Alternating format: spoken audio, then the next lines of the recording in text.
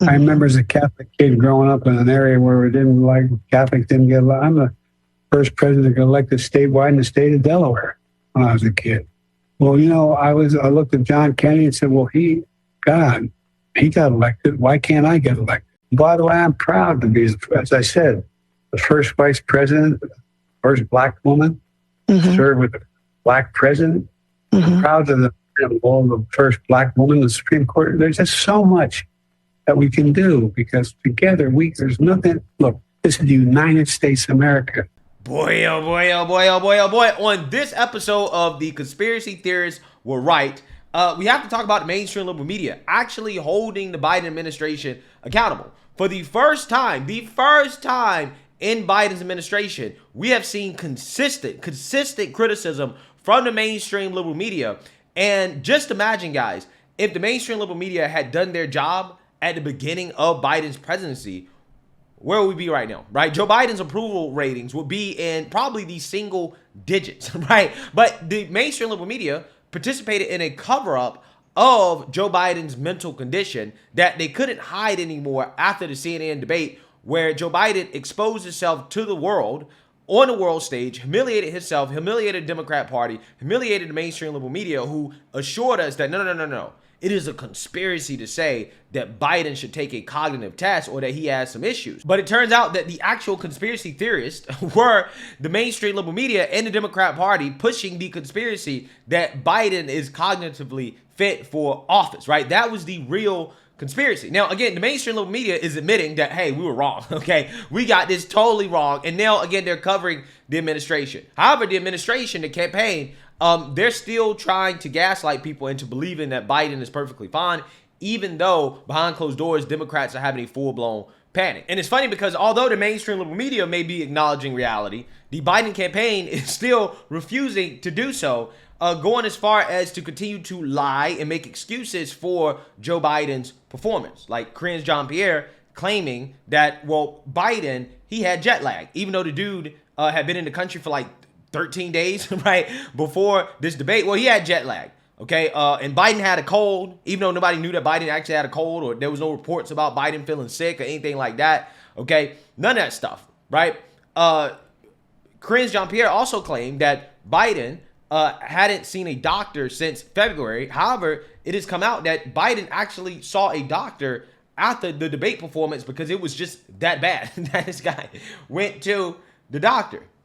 Officials now contradicting the White House press secretary, saying Biden was seen by his doctor days after the debate. He did not get checked out by the doctor. It's a cold, guys. It's a cold. And I know that it affects everybody differently. We have all had colds. And so, no, he was not checked by the doctor. A White House official tells CNN Biden had a, quote, brief check, not a physical, after the debate. And now appealing directly to black voters in a pair of new interviews. I had a bad night. And the fact of the matter is that, I screwed up. I made a mistake. That's 90 minutes on stage. Look at what I've done in 3.5 years. Biden even telling Democratic governors gathered at the White House Wednesday his plan is to stop scheduling events after 8 p.m. so he can get more sleep. The White House's evolving reasons for Biden's bad debate is also raising eyebrows. In private, Biden has acknowledged that the next few days are critical, packed with a high-profile interview and 2 stops in battleground states. Yeah, so you see that, you heard that, okay? The desperation from the Biden administration is hilarious to me, okay? Because they don't know what to do. They're actually in shambles from a PR perspective. They have no clue what to do or what to say, okay? Biden has done a few interviews since the debate, and I mean, to me, they don't inspire much confidence because, I mean, the guy was basically claiming to be the first black woman to serve with a black president, right? That's what it sounded like in the interview. So again, clearly Joe Biden is having confused thoughts where he is thinking about Kamala, okay? And he's thinking about, okay, well, I'm the first president to serve with a VP that is a black woman, right? That's, I think, what he wanted to say. But because his thoughts are all jumbled up, right, he can't coherently express what he's actually trying to say. It just sounds silly, right? It sounds like he has an issue. And I guess the Biden administration is extremely desperate to kind of get Joe Biden out there in a form where he's going to thrive and show everybody that he's the sharpest that he's ever been, right? Like Joe Scarborough claimed, okay, just, a few months ago. And this is why they're now doing this interview with George Stephanopoulos, who is a Democrat Party propagandist. This is probably the easiest interview that Biden could do. We already know that George Stephanopoulos is going to hit him with softball after softball after softball. I don't even think it's airing live, right? So it's not going to be live. To me personally, it's not going to prove anything. It's just going to be more propaganda. In fact, again, it might make things worse. What Biden needs to do is just to come out here and do a 2-hour press conference, unscripted, no teleprompter, answering questions from reporters for 2 hours straight, right? If he can do that, then I think that he may be able to save himself. But I don't think he's going to be able to do that for obvious reasons, because I personally don't think he could get through a press conference like that without a major slip up. Okay, and if he has another major slip up, it's over, right? So again, this campaign is stuck between a rock and a hard place. If they hide Joe Biden from the media, it basically confirms what we saw at the debate. And again, the Democrats and the Biden administration, they're going to look like cowards. However, if they roll Biden out and throw him to the wolves, right? Throw him to the media, okay, who is extremely hungry right now, right? They're going after the Biden administration. I got to give them credit. They're going after the Biden administration. If he slips up, which he will, he definitely will, 100%, then it's over, right? So again, I mean, there are no good solutions here. And again, this is why they're already running the propaganda that, hey, this George Stephanopoulos interview, the White House is treating this like a cognitive test, right? This softball interview is a cognitive test for Joe Biden. Astoundingly, Jim, the White House is almost portraying this interview as a cognitive test, like it's some sort of televised doctor's appointment. The White House and the Biden campaign have raised the stakes for this interview as if it was not already important enough. So it is both the most important interview of the interviewer's career, Stephanopoulos, but most importantly for Biden. As you said, his presidency is on the line here. And yet at the same time, it's only one interview. It's not nearly enough compared to what Biden has to do more broadly to prove to the country that he's fit for service. Yeah, so again, that's probably the first time I've ever agreed with little Brian Selter, right? Which is that, yeah, I mean, this is not going to be enough. An edited interview that they're going to air with the softest interviewer ever is not going to be enough. And also, you're not going to have that many people watch it. Okay, you had, 60, 70 million people watch the CNN debate? Okay, this little George Stephanopoulos interview, although a lot of people will watch it, I don't think is going to change the minds of all the people that watched that debate and saw what they saw, okay? Because that interview is not enough. What Biden needs is a real cognitive test, which is what Sanjay Gupta, CNN's doctor, is calling for. He's saying Biden needs to undergo this test. So without further ado, let's get into it.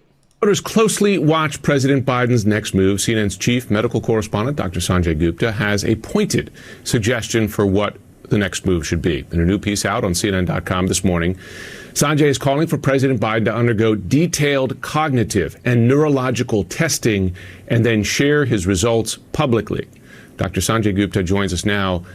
Sanjay, tell us what your reaction was to the debate and what's transpired over the last week. Based on you calling for a cognitive test, it's quite clear you believe that these questions about his fitness should be taken seriously. Yeah, I think there was a level of concern, and I heard this from a lot of doctors, frankly, who are brain specialists like me from around the country and around the world. I mean, the essay that I wrote, Jim, is not a political one. It's a medical one. And frankly, many of the things that, people saw, I think, were not even necessarily new episodes. But what they were, I think, were more sustained and I think a little bit more profound for people to see that.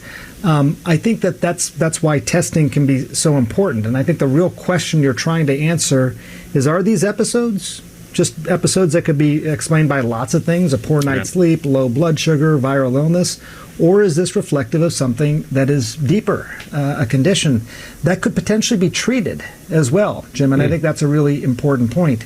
Some of the signs that we saw that people observed during the debate, the slowness of speech, the halting of speech, sometimes the confused ramblings. Again, these are types of things that can be explained by lots of different things, and you cannot make a diagnosis simply by observation. But that's why it may warrant more testing. If he were my patient, frankly, if he were my father, I would advocate for this sort of testing. Again, in large part, because there might be something you can do about it. And there can be hopeful times with regard to some of these diagnoses. So that's really what's going on here. That's actually a very fascinating point. An amazing point, really, from Sanjay Gupta, because it's like if you're the Biden family, you're Jill, okay, and Hunter, who apparently, again, they are running things, okay? They are saying, listen, our father is going to stay in the race. He's not pulling out the race. We like power and control too much, right? This is essentially what they're saying according to the mainstream liberal media. But Sanjay here brings up a good point in the sense that he's saying that, well, if you are a family member of Joe Biden and you love Joe Biden, then you're probably going to want to figure out what's going on with him so he can seek treatment. Now, again, we don't really know what's happening because the White House press secretary is lying about Biden's doctor appointments and whether or not he's getting checkups. So we don't know. Maybe they do know. Maybe the Biden family behind the scenes, maybe they do know that something's wrong with Joe Biden. Maybe he is getting treated for it. We don't know yet. But if they do know that, and yet they're making Joe Biden stay in the race, okay, they're forcing Joe Biden to continue to be president of the United States. In my opinion, that is elder abuse, right? That is immoral, okay? Because again, they're doing it for their own power and control, not because of Joe Biden. If something's really wrong with Joe Biden and they know, then yeah, what they're doing is wrong. However, if they don't know and they're refusing to have Joe Biden actually undergo the test that he needs to undergo in order to fix the problem or to treat the problem, then that's also wrong, okay? That's also elder abuse.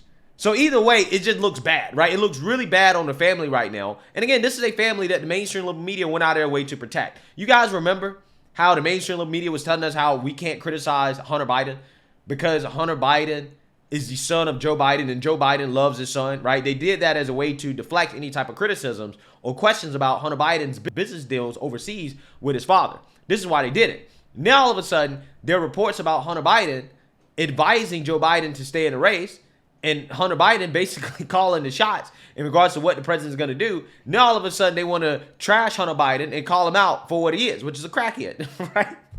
All of a sudden, it's totally fine to criticize the Biden family. It's just so funny how that works, okay? It's hilarious. But yes, either way, I think the family here just looks really bad, right? They do look extremely terrible in this situation right now. I will say that the White House, they do say that there's various explanations for what happened here. Late nights, jet lag, having a cold. But again... Bruh, did you just hear this guy groan? Again, they can't hide it. The media now is coming out all of a sudden, and they are calling out the BS of the White House. Again, imagine if they had been doing this from day one. There was so much BS from day one. Before day one, there was BS. Had they been honest from the get-go and covered it the way they're covering this, just imagine what it would be right now. Just imagine, guys. Hell, Biden would have been president had these people actually did their jobs before the 2020 election, right? Biden would not have been president. Again, it's amazing. This is absolutely amazing what's happening right now. If this is an episode, those things kind of make sense. If this is a more sustained condition, it needs to be investigated, I think. Sanjay, the president's last full medical exam was about 4 months ago, though the White House says that he was seen briefly following his debate performance. What did we learn from that medical exam, and would that have included a cognitive test? Well, we know that it did not include a cognitive test. It was something that we looked for, and the White House was asked about that, and the response was the doctor said that there was no need for any kind of cognitive test. It was it sounded like a pretty thorough exam, as these presidential physicals often are. 20-some specialists were involved, including a neurologist. And what we heard, in addition to sort of basic information about his physical health, was that there was no evidence of having had a stroke, multiple sclerosis, or Parkinson's disease as well, which was notable. But one thing to say about that is that Parkinson's disease is the most common cause, typically, of Parkinsonism, but it's not the only cause. And there was really no mention of really ruling out other things that could potentially be causing Parkinsonism. So again, this all gets back to why you would possibly do this more detailed cognitive testing, as well as testing for things like movement disorders. So we have an image of the test up there. Can you explain to folks? Boy, they showing the image of the test. They showing the image of the test, bruh. Wow. What is in such a cognitive test and what you would expect to gain in terms of determining the answers to the questions you're asking. Yeah, so I think the image you might be looking at is of the Montreal Cognitive Assessment. And that is a test, first of all, that President Trump says that he took and scored a perfect score on twice in the past, according to him. That is a sort of screening test, sort of a blunt screening test to sort of parse out, is there something that should be looked at even further?